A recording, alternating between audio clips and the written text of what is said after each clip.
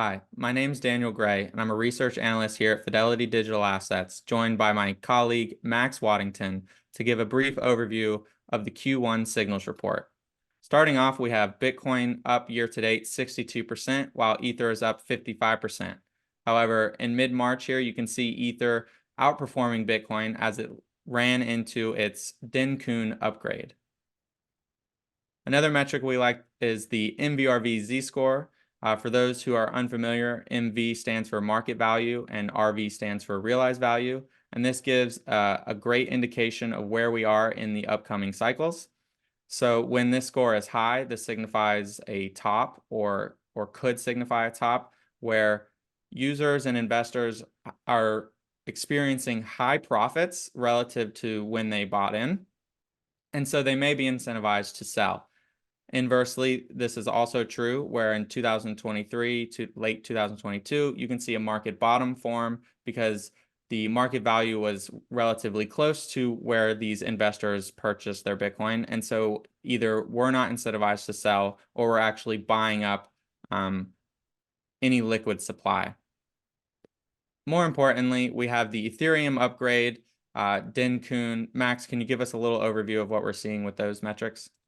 Yeah, Daniel, that was great. Thanks. Really, the main story of the Deneb Cancun upgrade has been strong improvements in fundamentals. Okay, the upgrade happened on March 13th.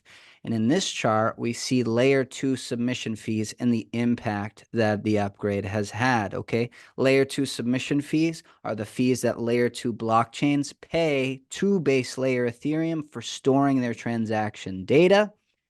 Now, after the upgrade, they use blobs, which is significantly cheaper, and we can see that here. And users are the ones most benefiting from this, and we can see that reflected in the huge spike in transaction counts, which is a big signifier of strong demand here. Yeah, I noticed the Ethereum layer 1 transactions here at the end of March actually increased year to date. Is that any significance?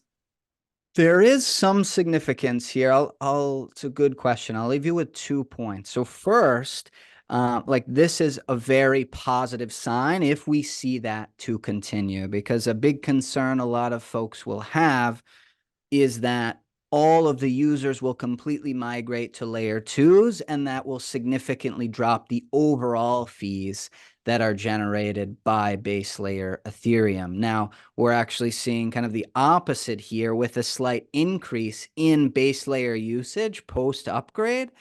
But the caveat there, and the reason we have to wait a bit longer, is because a lot of this activity is related to bridges. So we will have to keep an eye out on these metrics to see the longer term trend and what we think will happen to the long-term revenue of Ethereum. Now, if you'd like to see the data and analysis supporting these conclusions and read the full report to get our take on what's happening in the markets, check out our report on fidelitydigitalassets.com. Thanks so much for tuning in. See you next time.